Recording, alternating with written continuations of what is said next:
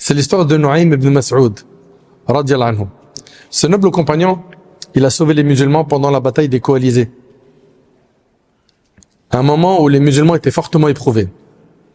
Quraysh et Ghatafan vont allier leurs forces et ils vont réunir une armée de 10 000 personnes pour aller combattre les musulmans et faire en sorte qu'on n'entende plus parler de l'islam.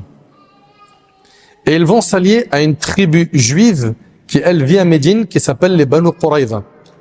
Donc, Tufayl et Ghatafan, eux, sont de l'extérieur de Médine. Et on a Banu Qurayza, qui est une tribu qui vient à l'intérieur de Médine, avec qui il y avait un pacte de paix. Comme vous le savez, le prophète, quand il arrive à Médine, il y avait un pacte de paix entre lui et les Juifs. Très bien. Les musulmans, à ce moment-là, eux, ils sont 3000. Et ils apprennent qu'il y en a 10 000 qui arrivent pour attaquer Médine. Ce moment était très dur pour les croyants. Allah Ta'ala a décrit cet événement dans Sourate Al-Ahzab. إِذْ جَاءُكُمْ مِنْ فَوْقِكُمْ وَمِنْ أَسْفَلَ مِنْكُمْ وَإِذْ زَاغَتِ الْأَبْصَارُ وَبَلَغَتِ الْقُلُوبُ الْحَنَاجِرَ وَتَظُنُّونَ بِاللَّهِ الظُّنُونَ. Quand ils vous vinrent d'en haut et d'en bas, de toutes parts, et que les regards étaient troublés et les cœurs remontaient aux gorges, et vous faisiez sur Allah toutes sortes de suppositions, les croyants furent alors éprouvés et secoués d'une dure secousse. Pendant ce moment dur, Nu'aym ibn Mas'ud, cet homme-là, vient voir le prophète sallam et lui dit: ô messager d'Allah, j'ai embrassé l'islam, mais ma tribu n'est pas au courant de ma conversion. Alors je suis prêt à faire tout ce que tu veux. Et là, le prophète sallam, regardez ce qu'il va lui dire.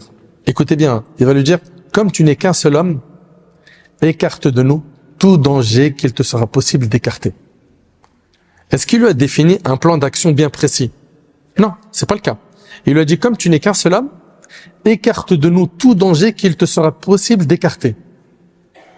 Nu'aym a réfléchi, et sachez que cet homme-là va être la cause de la déstabilisation des 10 000 hommes qui viennent attaquer Médine.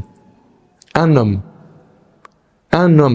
une personne, quand elle réfléchit, elle peut faire des choses exceptionnelles.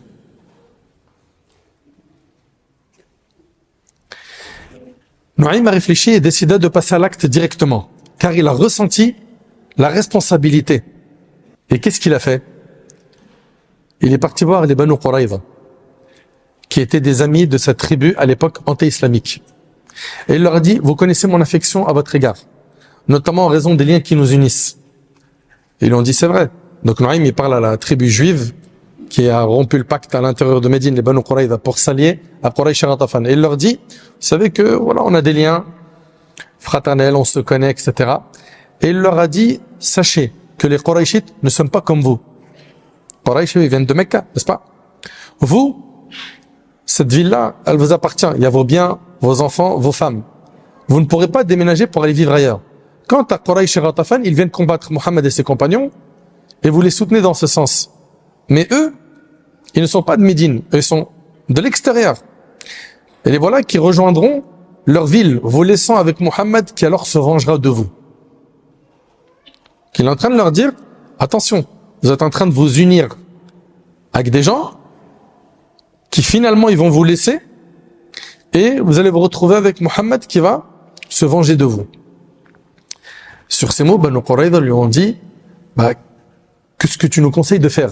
Il leur a dit: ne combattez à leur côté que s'ils laissent 70 otages, afin d'avoir vraiment une garantie qu'ils vont combattre à vos côtés, pour garantir qu'ils vont vraiment rester avec vous jusqu'au bout. Ils lui ont dit: voilà la conduite à tenir. Il leur a dit: ne dites à personne ce que je vous ai dit, car c'est un secret.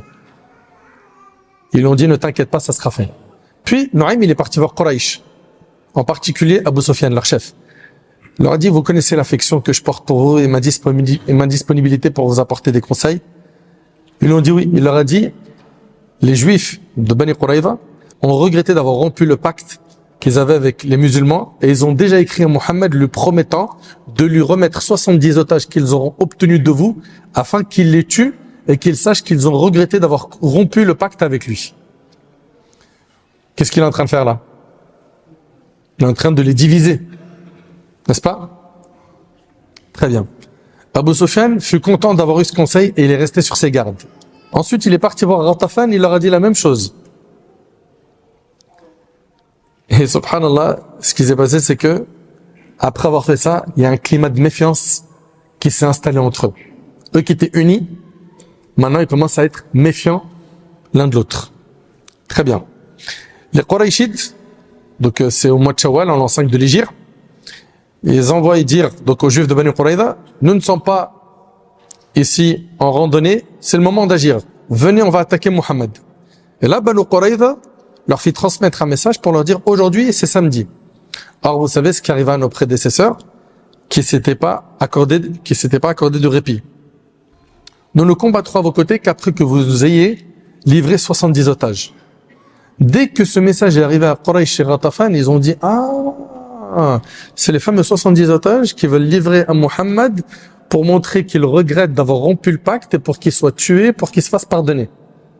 Ils ont dit non. On vous donnera rien. Et à ce moment-là, Banu Quraïda ont dit Nuaym avait raison. Mais finalement, eux, ils veulent pas poursuivre avec nous jusqu'au bout. Et là, il y a, comme je vous ai dit, un climat de méfiance qui s'est installé entre eux. Subhanallah, grâce au stratagème de Nuaym, les deux factions lâchèrent pied, leurs rangs se disloquèrent et les soldats, de part et d'autre, perdirent leur envie de combattre. Et c'est ainsi que Nuaym sauva les musulmans. Un homme. Cet homme a réfléchi et avec la sincérité qu'il avait dans son cœur, Allah subhanahu wa ta'ala lui a facilité les choses. Bien évidemment, quand vous entendez ces histoires, vous vous dites, mais mon frère, tu nous as parlé d'Abu Bakr, tu nous as parlé de Tufayl, tu nous parles de compagnons. On n'est pas des compagnons. Nous, on aimerait bien faire le bien. Là, tu nous parles des compagnons, c'est trop haut pour nous. Sachez que c'est pas parce que c'est trop haut pour nous qu'on ne doit pas chercher à leur ressembler. Ce sont nos exemples. C'est ces biographies-là qu'il faut enseigner à nos enfants. La biographie des compagnons, des femmes des compagnons,